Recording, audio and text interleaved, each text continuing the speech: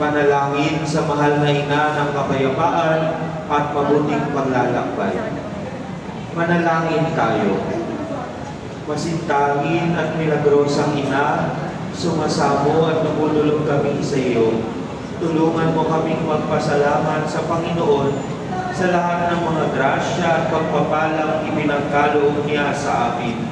Sa tulong at awa mo, lingapin mo po ang mga naglalakbay, lalo na ang mangingibang bansa, upang maluwalhating makarating sa kanilang paroroonan. Kami rin pong lahat ay iyong gabayan at akayin sa aming paglalakbay sa buhay, sa aming pagtahak sa buhay na puno ng pag-aalinlangan at pangamba. Pagkalooban po ninyo kami ng lakas at tapang na tahakin ang landas ng iyong mahal na anak na si Jesus. Mahal na Birhen ng Antipolo, lumalapit po kami sa iyo. Tulutan mo ng mapayapang kalinga ang aming tahanan. Tulungan mo po kami na maitaguyod ng maayos at matuwid ang aming pamilya.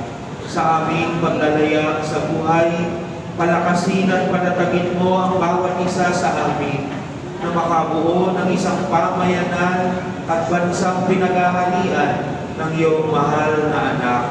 Naway sa tulong at biyaya mo, mahal naming ina, ang buong mundo ay kukubi ng iyong mahal na anak at ilagay niya kami sa ilalim ng kanyang pagkakandilig at huwag kaming iwanan sa paglalakbay sa buhay, lalong-lalo na sa oras ng sakuna at kagipitan.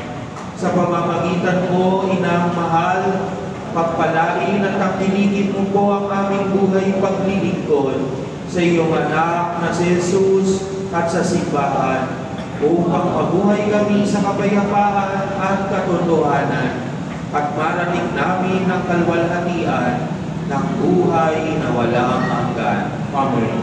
Mahal na ina ng kapayapaan at mabuting paglalakbay, ang mapaghimalang Birhen ng Antipolo, ang ina ng mga Pilipino. Ipanalangin mo kami.